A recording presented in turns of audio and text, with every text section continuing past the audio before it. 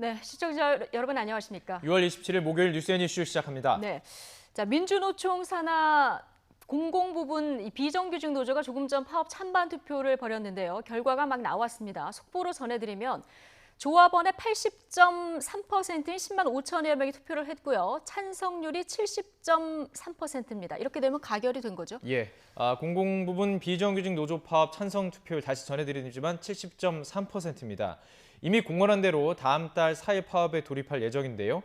이 비정규직 노조는 이 자리에서 공공부문 비정규직의 업무, 대국민 공공서비스로서 국민의 권리라는 전제를 가지고 총파업 찬반 투표를 벌인 결과 지금 전해드린 대로 70.3%로 가결이 된 것으로 전해지고 있고요. 다음 달 3일로 예정된 총파업 예상대로 진행이 될 것으로 보입니다. 네, 3일에서 5일까지, 다음 달 3일에서 5일까지 파업이 예정돼 있고요. 예정했던 대로 파업이 진행될 것으로 보입니다. 잠시 뒤에 저희가 취재기자 연결해서 이 소식은 조금 더 자세히 전해드리도록 하겠습니다. 네, 오늘 준비한 첫 소식 청와대로 가보겠습니다. 문재인 대통령이 G20 정상회의 참석을 위해서 오늘 오후 일본 오사카를 방문합니다. 특히 회의 개막에 앞서 첫 일정으로 한중 정상회담이 열리는데 지난주 김정은 위원장을 만나고 온 시진핑 주석이 어떤 메시지를 전할지 주목되고 있습니다. 취재기자 연결합니다. 김도원 기자. 네, 청와대입니다. 네, 연속 정상 외교의 첫 일정으로 한중 정상회담이 잡혔는데요. 어떤 얘기가 오갈까요? 네, 이번엔 시진핑 주석이 설명할 지난주 북중 정상회담 내용이 가장 큰 관심사입니다. 지금까지 공개된 내용을 보면 김정은 위원장은 많은 조치를 취했지만 호응을 얻지 못했다며 불만을 토로했고, 시 주석은 한반도 비핵화를 위해 적극적인 역할을 하겠다면서 북한에 대한 지원 의사를 밝혔다는 건데요. 시 주석은 문 대통령에게 김 위원장의 속내를 전달하면서 향후 비핵화 협상에서 북한과 접점을 만들 수 있는 방안을 제안할 것으로 보입니다. 또 문 대통령도 한미 양국이 조율하고 있는 비핵화 방안과 남북 간 접촉 상황을 공유하면서 대화 재개를 위한 중국의 역할을 요청할 전망입니다. 한중 정상회담은 오늘 오후 5시 반에 열릴 예정입니다. 네, 내일도 정상 외교 일정이 이어지죠? 그렇습니다. 먼저 주목되는 일정은 내일 밤 늦게 열리는 한러 정상회담입니다. 푸틴 대통령도 지난 4월에 김정은 위원장을 만났는데요. 이번 회담에서는 한러 양국이 파악한 북한의 입장을 공유하면서 비핵화 협상 재개 방안을 모색할 것으로 보입니다. 또 그에 앞서 내일 개막하는 G20 정상회의 기간에 문 대통령의 연설이 2번 예정돼 있습니다. 문 대통령은 첫날 무역 마찰 등 글로벌 현안에 대한 G20 차원의 공조를, 둘째 날엔 지속 가능한 번영을 위한 국제 협력을 주제로 발언할 계획입니다. 또 인도, 인도네시아, 캐나다와도 각각 정상회담을 열 예정입니다. 청와대는 한일 정상회담은 열리지 않을 거라고 밝혔지만 일본 측의 요청이 있다면 만날 준비는 돼 있다고 여지를 남겼습니다. 문 대통령이 모레 G20 정상회의가 끝나고 귀국하면 한미 정상회담 일정이 시작됩니다. 3차 북미 정상회담을 위한 물밑 대화가 진행 중이라고 밝힌 시점에서 대화 재개를 위한 양국의 대북 메시지가 나올지 주목됩니다. 지금까지 청와대에서 YTN 김도원입니다. 네, 여야의 치열한 대치 끝에 신속 처리 안건으로 지정된 선거법 개정안과 공수처, 또 검경 수사권 법안의 운명이 이번 주 중에 결정납니다. 해당 법안들을 논의할 투기 기간을 연장할지 아니면 연장 없이 법안을 의결할지가 관심입니다. 국회 취재기자 연결합니다. 최기성 기자. 네, 국회입니다. 네, 오늘 두 특위가 모두 열리는데 어떤 방향으로 결론이 날까요? 네, 패스트트랙 지정 법안들을 논의할 국회 정치개혁특별위원회와 사법개혁특별위원회 회의가 오늘 오후 동시에 열립니다. 회의에선 선거법과 공수처법, 수사권 조정법 등 처리 방향과 특위 연장 문제 등이 논의될 것으로 보입니다. 두 특위의 시한은 일요일인 오는 30일까지인데 평일인 오늘과 내일 중에는 결론이 나야 하는 겁니다. 선거법 개정안 처리가 가장 큰 쟁점인데 한국당을 제외한 정개특위 1소 2소속 의원들은 여야 3당 원내대표 사이 특위 연장 협의 여부를 지켜본 뒤 선거법 의결을 강행할 수도 있다는 입장이어서 긴장이 고조되고 있습니다. 의결을 강행하지 않고 특위 기간을 연장하려면 국회 운영위원회에서 연장 안건을 의결하고 이후 본회의를 통과해야 하는 절차가 남아 있습니다. 민주당 이인영 원내대표는 한국당이 국회로 돌아온다고 해서 패배자라고 생각하지 않는다면서 용기 있는 결단을 응원한다며 국회 복귀를 촉구했습니다. 바른미래당 오신환 원내대표는 한국당이 동참하지 않으면 내일 국회 본회의에서 여야 4당 의결로 정개특위와 사개특위 활동 기간을 연장하는 방안을 검토하겠다고 강수를 뒀습니다. 이에 대해 자유한국당 나경원 원내대표는 여당과 제1야당이 특위위원장을 맡았어야 한다면서 특이 연장을 거부하는 것이 아니라 잘못된 위원장과 의석수에 따라 위원 비율을 조정한다면 연장에 동의하겠다고 반박했습니다. 자, 이 패스트트랙으로 무더기 고소 고발된 국회의원들에 대한 경찰 소환 조사도 임박했는데요. 분위기 어떻습니까? 네, 소속 의원들이 소환 통보를 받은 자유한국당은 강하게 반발하고 있습니다. 한국당은 날치기 불법 패스트트랙 사보임과 이른바 빠루를 동원한 폭력 진압부터 수사하라며 목소리를 높이고 있습니다. 나경원 원내대표는 표적 소환에는 응할 수 없다면서 폭력을 초래한 민주당을 먼저 조사해야 한다고 강조했습니다. 민주당은 소속 국회의원들에게 아직 소환 통보는 없었고 보좌진만 조사를 받은 것으로 알고 있다면서 정계특위와 사개특위 연장 논의와 경찰 조사가 엮여 있는 것은 아니라는 입장입니다. 박찬대 원내대변인은 50여일 동안 이뤄진 국회 정상화를 위한 여야 협상에서 고소고발 취하가 정식 쟁점으로 논의된 적이 없다고 말했습니다. 경찰 조사와 관련해 국회 사무처는 의원과와 경호과 직원들이 참고인 조사를 받은 상태라고 설명했습니다. 지금까지 국회에서 전해드렸습니다. 네, 어제 큰 불이 났던 서울 은명초등학교 이틀간 휴업에 들어갔습니다. 다음 주에는 수업이 정상적으로 진행될지 아직 알 수 없는 상황인데요. 조금 전 10시 반부터는 경찰과 소방당국의 합동감식이 또 시작됐습니다. 현장에 나가 있는 취재기자 연결해 보겠습니다. 자, 박희재 기자. 네, 서울 은명초등학교입니다. 예, 합동감식이 조금 전 시작됐죠. 어떻게 진행되고 있는지 상황 먼저 전해주시죠. 네, 조금 전 오전 10시 반부터 이곳 화재 현장에서 합동 감식이 이루어지고 있습니다. 제 뒤로 까맣게 탄 건물이 보이실 텐데요. 그 바로 옆 발화 지점으로 추정되는 쓰레기 소각장이 있습니다. 합동 감식단은 이곳을 중심으로 정확한 화재 원인을 조사하고 있습니다. 합동 감식단은 경찰과 소방 그리고 전기안전공사 직원들로 꾸려졌습니다. 감식단 측은 우선 방화 가능성은 작다고 보고 있는데 담뱃불에 의한 실화인지 전기적 요인에 의한 것인지를 자세히 살피고 있습니다. 또 어제 불이 시작된 지 얼마 되지 않아 학교 건물 전체가 불길에 휩싸였는데 주차장 필로티 구조나 건물 자재 등이 급격한 불길 확산에 영향을 줬는지도 살펴볼 예정입니다. 아직 끝나는 시간은 정확히 나오지 않지만 오늘 감식은 최소 1시간 이상은 진행될 것으로 보입니다. 감식 소식은 나오는 대로 다시 전해드리겠습니다. 지금 화면에서 계속 보시는 것처럼 학교 건물이 거의 다 타버렸는데요. 이틀간 휴업을 합니다마는 학생들 수업 다음 주에는 정상적으로 이루어질 수 있는 겁니까? 네, 지금 당장은 수업이 정상적으로 이루어지기 어려울 것으로 보입니다. 교육당국은 이틀간 휴업 조치를 내렸습니다. 학교 측에서는 매캐하게 탄 냄새가 교실에 가득 차 지금 당장 수업은 이루어지기 어렵다고 판단했습니다.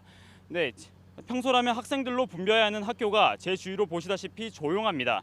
어제 화재로 교실 20곳 정도가 불에 탔고 불이 난 건물 바로 옆에 있는 본관에도 매캐하게 탄 냄새가 가득 차 있는 상태입니다. 급한 대로 오늘 주말 동안 건물에 있는 유독가스와 냄새를 뺀다고 하지만 문제는 당장 다음 주부터 정상적으로 수업이 이루어질 수 있을지입니다. 휴업 기간에도 교사들은 정상적으로 출근하게 되는데 교육청 관계자를 포함해 학부모들과 대책회의를 진행할 예정입니다. 또 교육청에선 오늘 안에 사고대책본부를 꾸려 향후 상황에 대응하겠다는 입장입니다. 정서적 불안감을 느낄 수 있는 학생들을 위해 심리치료 프로그램도 지원한다는 방침입니다. 지금까지 서울 은명초등학교에서 YTN 박희재입니다. 배우 송중기와 송혜교가 결혼 1년 8개월 만에 파경을 맞았습니다. 각자 비중이 큰 한류 스타이자 많은 사랑을 받는 톱배우인 만큼 파장이 매우 큰데요. 취재기자 연결해 보겠습니다. 박서경 기자. 네, 문화부입니다.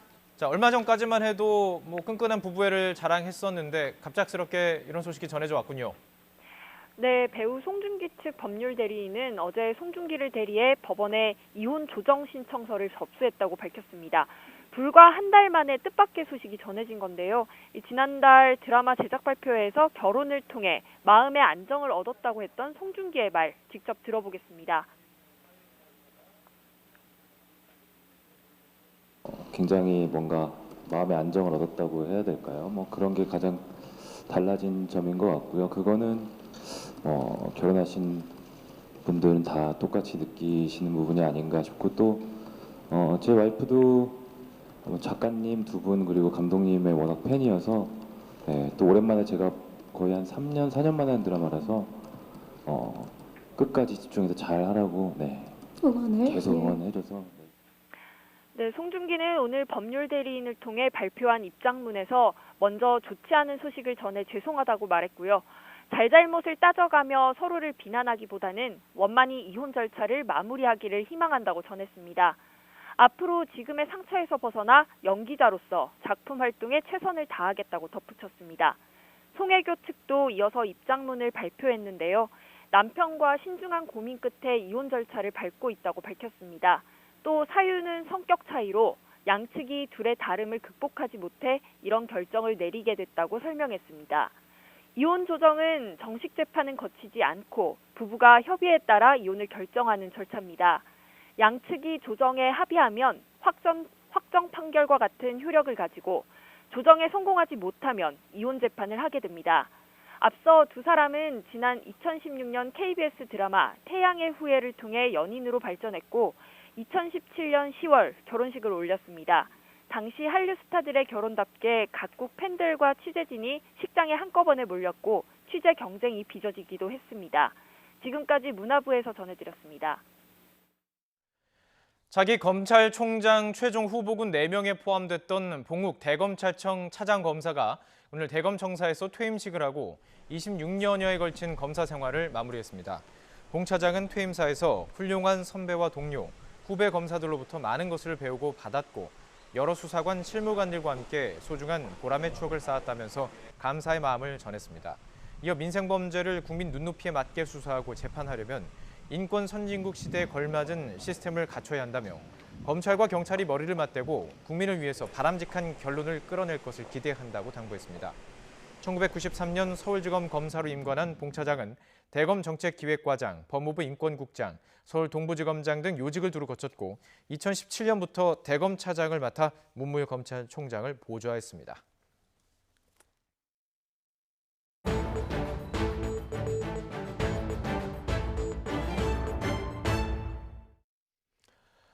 광화문 광장에 다시 설치된 우리 공화당 천막의 자진 철거 시한 오늘 오후 6시까지입니다. 자진 철거 움직임 아직 없습니다. 이대로라면 서울시와 우리 공화당 사이에 또 한 차례 격렬한 충돌이 불가피해 보입니다. 취재 기자 연결해 보겠습니다. 이상순 기자. 네, 서울시청에 나와 있습니다. 네, 지금 광장 상황 어떻습니까? 네, 장맛비가 오락가락하는 광화문 광장에는 지금 우리 공화당 측이 다시 세운 천막 8개 동이 들어서 있습니다. 지난 25일 새벽에 서울시가 철거한 4개 동의 2배 규모입니다. 천막 주변에는 우리 공화당 관계자와 지지자들 수십 명이 삼삼오오 모여 있는데요. 그렇지만 자진 철거 시한인 오늘 오후 6시가 다가올수록 우리 공화당 관계자와 지지자들은 점점 더 많이 집결할 것으로 보입니다. 자, 이미 한 차례 행정 대집행을 했습니다. 서울시의 입장을 살펴보면 더 강경해졌다 이렇게 볼 수 있겠죠? 네, 서울시의 입장은 한마디로 초강경입니다. 서울시는 오늘 오후 6시까지 천막을 자진 철거하라는 계고장을 이미 전달해놨습니다. 그렇지 않으면 신속하게 행정 대집행에 다시 나선다는 게 서울시 방침입니다. 서울시는 또 우리 공화당 조원진 공동대표와 당 관계자 등을 특수공무집행 방해와 특수상해, 폭행, 국유재산법 집시법 위반 혐의로 고발했습니다. 서울시는 2억여 원의 철거 비용은 물론 광장 무단 점유에 대한 변상금도 청구할 방침입니다. 이와 관련해 박원순 서울시장은 조원진 우리공화당 공동대표의 월급 압류까지 언급을 한 상황입니다. 자, 우리 공화당 측은 그 1차 철거 과정이 폭력적이었다 이러면서 지금 오히려 반발하고 있는 상황이죠? 네, 그렇습니다. 그제 새벽 5시 20분쯤이었죠. 서울시가 직원 500명, 용역업체 직원 400명을 투입해서 우리공화당이 설치한 천막 등을 철거했습니다. 이에 대해 우리공화당 당원과 지지자 400명이 격렬히 저항했는데요. 우리공화당 측은 철거가 폭력적이었다면서 법적 대응에 나서겠다는 입장입니다. 그러나 박원순 시장은 오히려 철거 중에 쇠파이프에마저 골절상을 입는 등 수십 명이 다쳤다면서 더 이상 인내하지 않겠다고 밝혔습니다.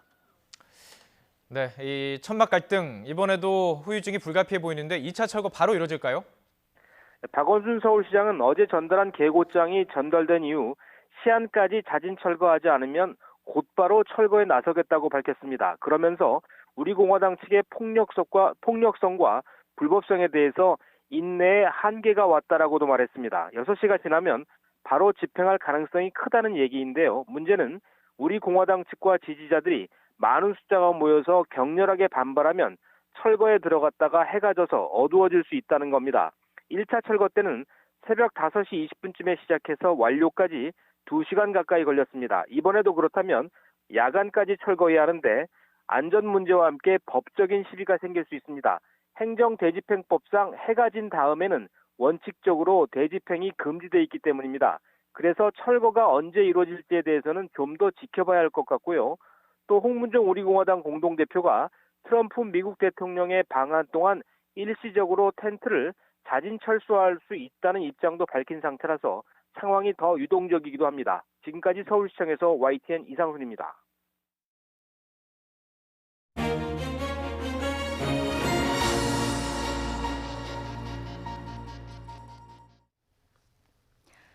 사우디아라비아의 실세, 빈 살만 왕세자가 우리나라를 찾았습니다. 정재계 인사와 연달아 만남을 가졌는데요.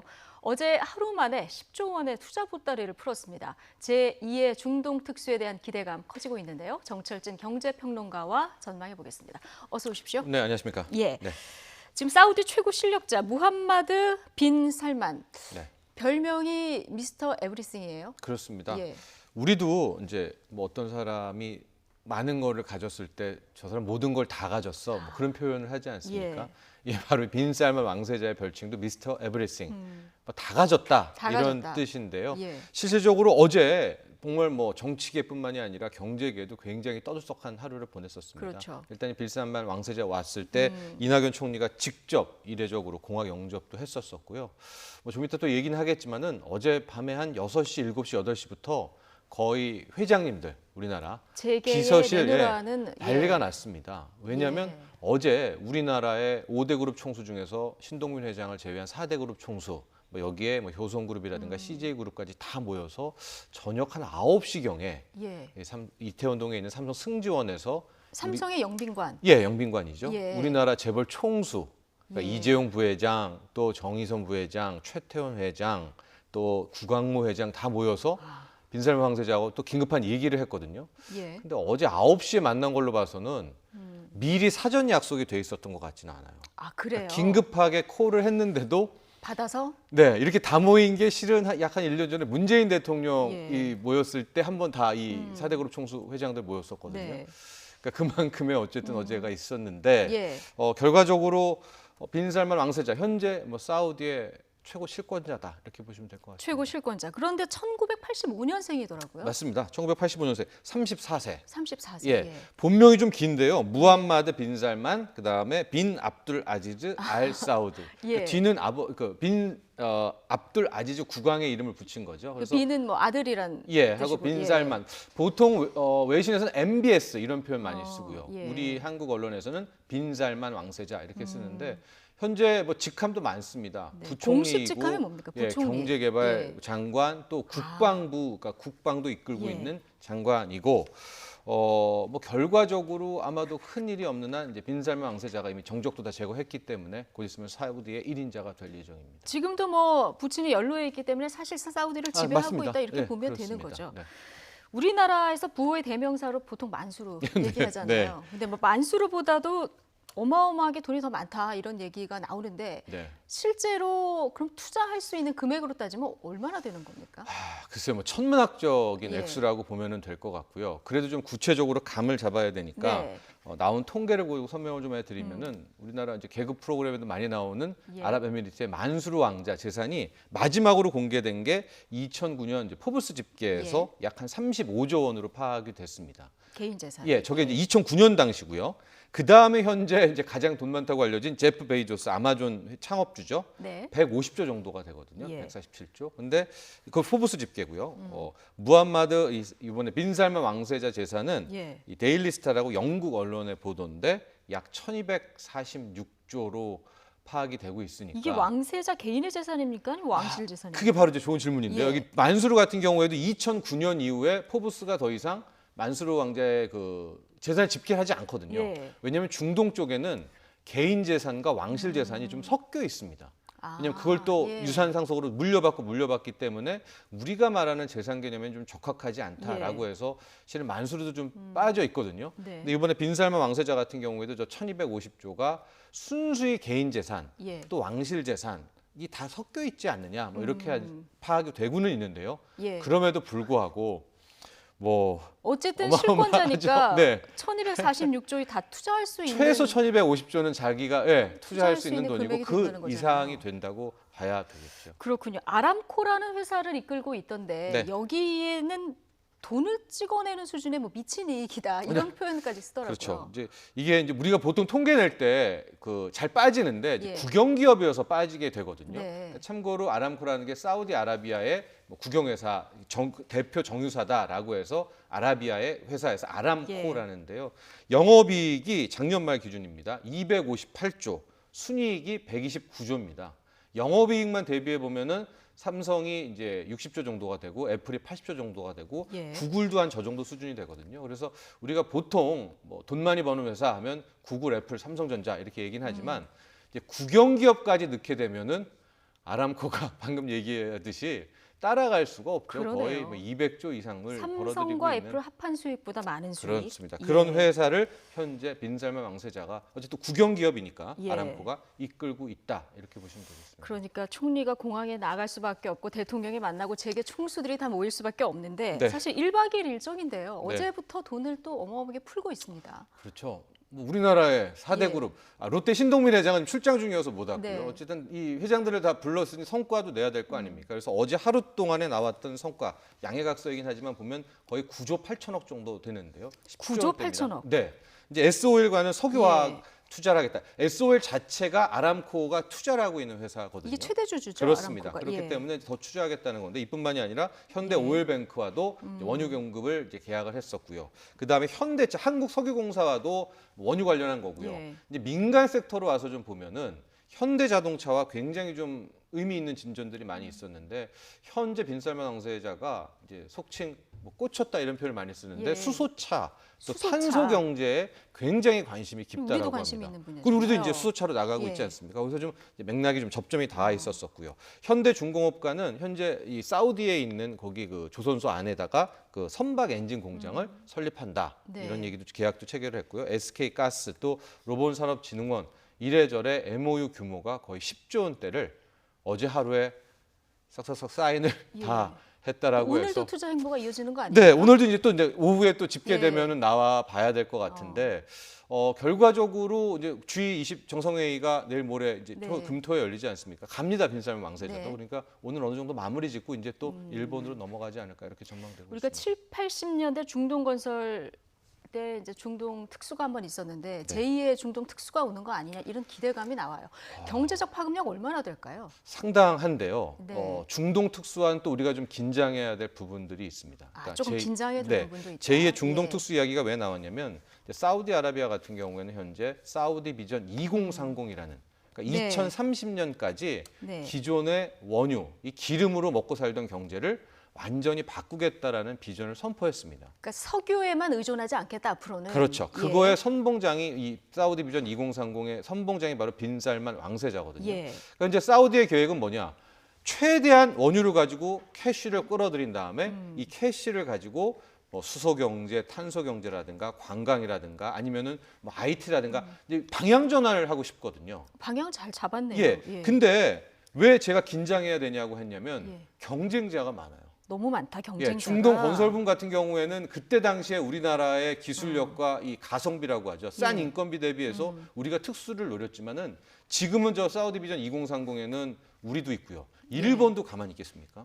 독일도 성장 엔진이 없으니까 붙어 있고요. 인도도 굉장히 적극적입니다. 네. 또 하나 중국도 굉장히 지금 이제 저 사우디 비전 2030에 좀 굉장히 하고 싶어 예. 하거든요. 그래서 실은 이제 칼자루는 빈살만 왕세자가 졌고 기술력이나 뭐 이런 것들은 어쨌든 뭐 몇 개 국가들이 지금 거의 동일하다고 보면 예. 이 다음부터는 그 이상의 뭔가를 가지고 우리가 이 중동 특수를 이뤄내지 되지 않을까 이렇게 예. 전망해 봅니다. 경쟁이 치열하다 보니까 국빈 대우를 할 수밖에 없는 이런 네, 상황인데. 네, 그렇네요. 2030 그 계획을 보면 뭐 첨단 기술이라든가 원전, 뭐 스마트 시티 그리고 문화 관광, 뭐 한류 부분도 네. 좀 영향이 있을 수 있을 것 같고요. 그렇습니다. 다행히 우리가 조금 강점이 있는 분야들이 많은 것 같아요. 네, 구체적으로 좀 보면 일단은 5G, 5세대 이동통신이라든가 네. IT 반도체도 굉장히 지금 관심이 높고요. 예. 또 하나가 이제 중동이 그 두바이 가보시면 알겠지만은 이 엔터 그러니까 지금 놀이 문화에 대해서도 관심이 굉장히 큰데 얘기하신 대로 우리 한류가 또 어느 정도 지금 전 세계를 네. 퍼져 있지 않습니까? 또 관심도 보이더라고요. 예, 그러니까 예. 이 IT, 수소, 또 엔터, 5G 이게 우리와도 굉장히 접점이 다 예. 있고 우리의 기술력이라든가 우리의 브랜드 가치가 좀 높습니다. 그래서 아마도 어제 급박하게 전화 한 통에 그냥 재벌 총수들이 다 달려간 것도 역시도 예. 또 그만큼의 기대와 자신감이 네. 또 복합된 그런 모습입니다. 예, 그런데 알고 보면 이분 또 무서운 분이기도 합니다. 네. 얼마 전에 한참 이슈가 됐었던 그 사우디 언론인 자말 카슈쿠지 네. 이 암살 배우로도 지목을 받기도 하지 않았습니까? 그렇습니다. 그러니까 최근 한 2년 정도까지 피해 숙청 작업을 했어요. 예. 그러니까 이 빈살만 왕세자 전에는 사촌형이 거의 그 왕위권을 승계하려고 했는데 뭐 사촌형뿐만 아니라 모든 정적을 다 제거를 했고요. 또 하나 방금 얘기하셨지만은 이제 사우디 원래 터키인이긴 한데요. 언론인인 예. 자말 까시쿠지를 현재 살해한 걸로 뭐 거의 확정이 되고 있습니다. 예. 이 자말 까시쿠지 같은 경우에는 기존에 계속해서 이제 저 독재 부분, 이 빈살만의 그 독재 부분에 대해서 이제 반대 기사를 많이 썼던 예. 그런 인물인데 어쨌든 이제 살해를 했기 때문에 인권 문제에 대해서도 피해갈 수가 없습니다. 그래서 지금 저 화면에 나와 있지만은 예. 두 얼굴이다. 뭐 지킬 박사와 하이드다라고 하는데 한편에서는 또 유명했던 게 여성도 운전이 가능하다. 하고 영화관도 뭐 운영을 해서 대중에게 오픈하고 이런 면이 있지만은 반대로 여성 인권 운동가에 대해서는 또 혹독하고요. 또 앞서 말한 것처럼 언론인의 암살에 대해서도 전혀 어떤 예. 뭐 생각도 없이 자책도 없이 하고는 있는데 네. 저런 두 얼굴을 통해서도 자꾸만 뭐 적극적인 행보를 벌이는 이유가 미국 같은 경우가 이런 인권에 굉장히 엄격하잖아요. 그렇죠. 예, 그러니까 원래 사우디의 1인자가 저런 어떤 언론인을 살해했다라고 하면 실은 옛날 미국 같은 방침이면 가만히 있으면 안 되고 유엔과 적극 협조해서 여기에 대한 어떤 처벌 조치를 해야 되는데요. 그러나 트럼프 대통령 역시 이 부분을 살짝 업고 가는 이제 그런 모습이고 또 하나가 트럼프 대통령의 사위죠. 이 쿠시너와도 이 빈살 왕세자가 또 거의 뭐 친한 친구 이상의 관계를 유지하고 있는 그런 상황이어서 또 저렇게 보면 각국이 또 이런 자국의 실리 앞에서는 또 다른 모습을 또 보이고 있는 그런 씁쓸한 모습도 있습니다. 그러니까요. 정부도 기업도 뭐 이럼에도 불구하고 목을 매는 게 이제 치명적인 투자금 앞서 얘기한 네, 그 그렇습니다. 투자금 이거 때문일 텐데요. 천문학적이죠. 네. 그러니까요. 오늘 일정도 좀 주목을 해봐야 되겠죠? 네, 오늘 어쨌든 뭐 일찍 만남들이 좀 있을 예. 것 같고요. 오늘도 아마 추가적인 어떤 추가 이 투자 부분들이 나올 수 있을 것 네. 같은데요. 얘기하셨지만은 사우디는 지금 투자할 수밖에 없습니다. 예. 예, 원유는 이미 거의 마지막 석유 경제 끝이 가고 있기 때문에 그래서 또 오늘은 어떤 또 결과를 받을까 네. 또 주목해야 될 것 같습니다. 투자할 수밖에 없는 상황에 우리가 얼마나 유치를 하느냐 이게 이제 앞으로 우리 경쟁자들을 경제- 제치고 경쟁 경쟁자- 국두를 예. 네. 그래서 좀 긴장을 해야 된다 이런 말씀도 해주셨어요. 그렇습니다. 정철진 경제평론가와 함께했습니다. 고맙습니다.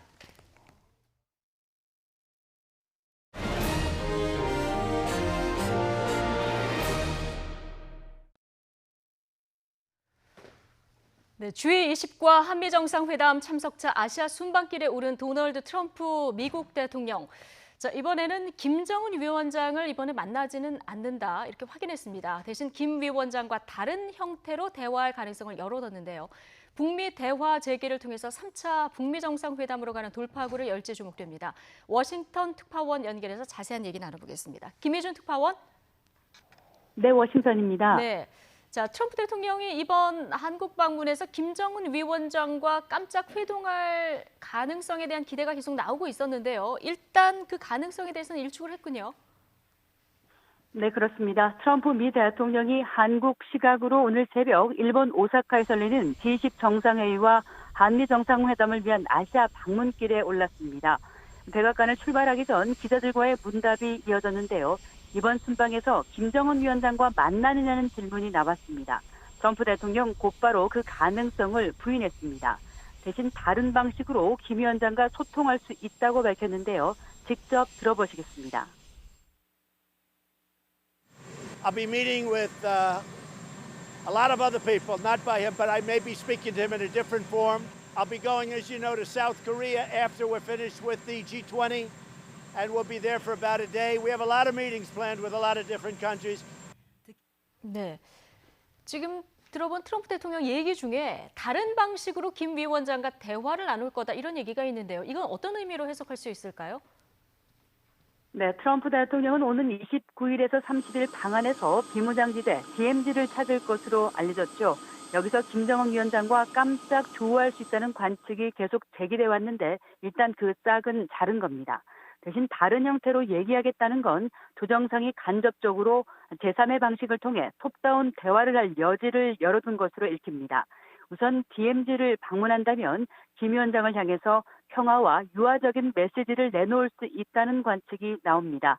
또 트럼프 대통령보다 먼저 서울에 도착하는 스티븐 비건 국무부 대북 특별대표가 북측과 접촉에 나설 가능성도 상정해 볼 수 있습니다. 비건 대표가 판문점 실무 접촉이나 또 깜짝 방북에 나선다면 북미 두 정상 간의 3차 회담에 징검다리를 놓을지도 주목되고 있습니다. 네. 자, 이런 상황에서 백악관은 또 북미 간 대화가 계속되고 있다 이렇게 밝혔군요. 네, 트럼프 대통령을 포함한 미국의 당국자들이 북한 당국자들과 계속 대화하고 있다. 백악관 고위 관계자의 언급입니다. 문재인 대통령이 세계 6대 통신사와의 인터뷰에서 북미가 3차 정상회담을 위한 물밑 대화를 통해 협상 재개의 시기가 무르익었다고 밝힌 데 대해 백악관에 논평을 요청했더니 돌아온 답변입니다. 트럼프 대통령과 김정은 위원장 간의 최근 친서 교환은 물론이고 북미 당국이 지속적으로 소통하고 있음을 확인해 준 겁니다. 앞서 전날 트럼프 대통령은 김 위원장과 최근 주고받은 친서에서 3차 정상회담에 대한 내용이 담겼을 가능성을 시사하면서 그와 언젠가는 만날 것이라고도 부연했습니다. 하노이 정상회담 결렬 뒤 넉 달째 공회전하고 있는 북미 대화가 다시 굴러갈 여건이 조성된다면 세 번째 정상회담도 재개할 수 있음을 낙관한 언급으로 풀이됩니다. 네.